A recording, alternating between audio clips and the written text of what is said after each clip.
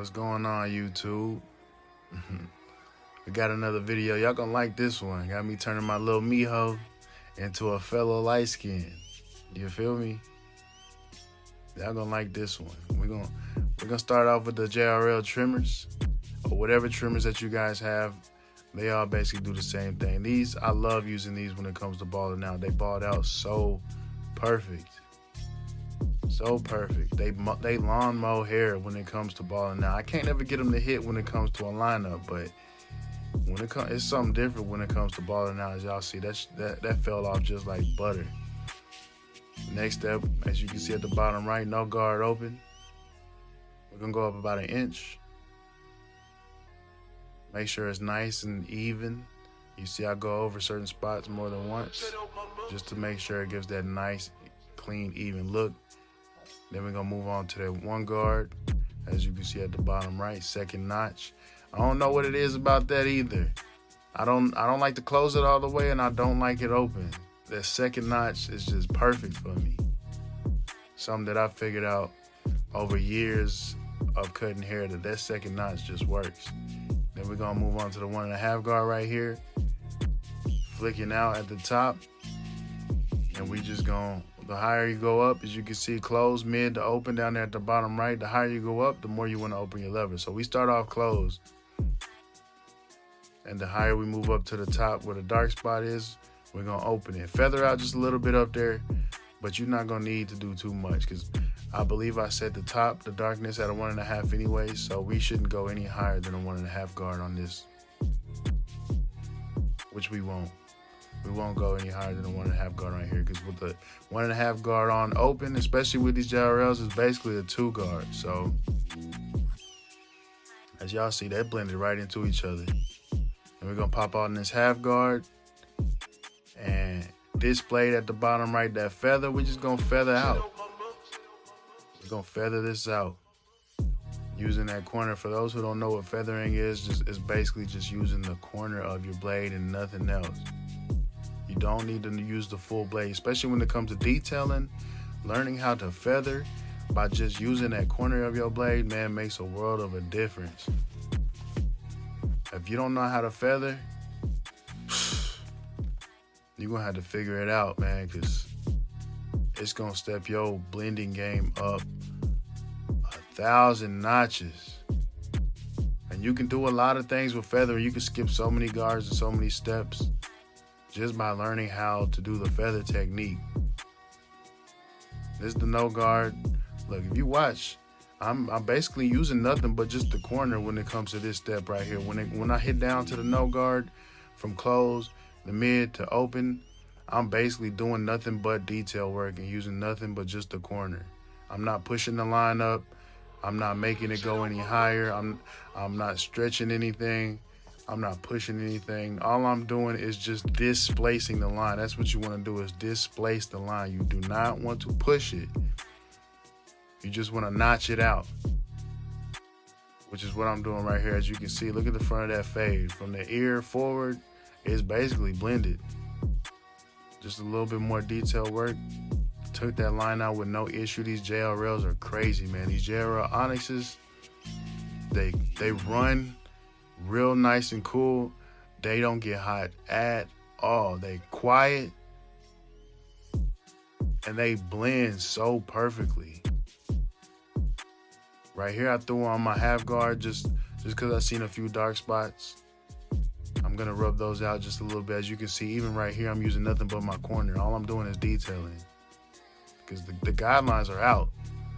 The only guideline I got left is that bottom bald line. So there's no need for me to have to use the majority of my blade, honestly. All I'm doing is detailing. Now we're gonna drop back down, and we're gonna feather the rest of this out. This is not easy. It's not something easy to do, but man, if you learn this technique, as you can see in this video, I didn't skip any steps, but I did chop down some of the videos. So some spots you might see me skip over, but it's the same thing throughout the entire haircut.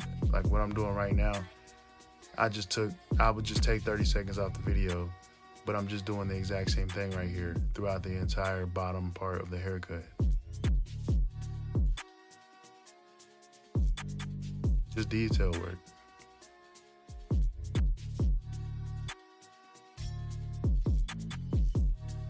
See, we just rubbing that out, man. Easy money. That blend is coming crazy together, man. I'm just gonna speed this spot up right here. It's all the same thing, so I think you guys get the point by now. We're only 5 minutes into the video, and I've only chopped out just maybe a few extra minutes out of the video. So one side of the head really only took me maybe 7, 8, 9 minutes max to get that blend by following these steps.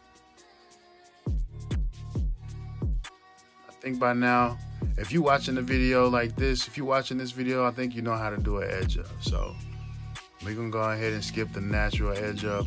I put in the natural edge up basically as a guideline or a stencil for what I'm gonna do when it comes to applying enhancements right here, which is what I'm doing. As y'all saw at the beginning of the edge up, it was pretty patchy. That's because his hair is really curly, especially at the front where the edge up is. So we're just gonna use Tune 45 enhancements, and we're gonna fill in the patchy spots. And you can see it's already coming together. His left corner was a little lighter, so we will apply enhancements to match, to get both corners to look identical, and we fill in the darker spots, which is what I'm doing right here. And you can see how much of a huge difference just throwing those enhancements on there has made to his edge up. We're gonna throw some of that hot sauce on there. This is a mixture that I have, a pre-mix that I put together. It smells good, and at the same time it disinfects.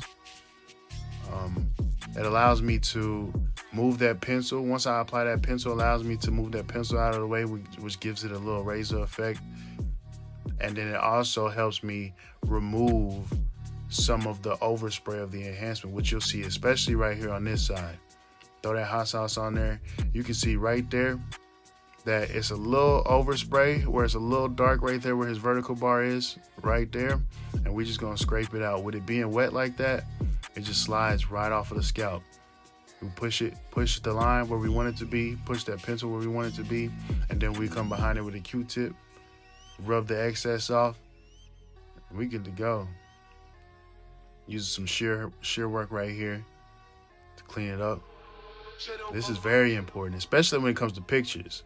When it comes to you guys taking pictures, man, this right here is very, very, very important. Using that shears to clean up the excess work, it's gonna make your edge up pop that much more, I promise you. When you don't have no hairs hanging over, clean. That's what he came in like. Y'all remember? Y'all seen at the beginning of the video what he looked like? Look. Sheesh. Man. Turn my mijo into a light skin. That boy looked like a rapper. My gosh. Y'all already know, man. I skip one side, but it's the same on both sides. So don't go crazy in my comment section saying, what about the other side? It's the same thing. That's the same thing. My goodness. Watch this. Watch when I lift this up. Uh-oh. Here it comes. Oh. Sheesh. Appreciate y'all for staying tuned, man. Like, subscribe, and share. And we're going to get back with another one. Peace.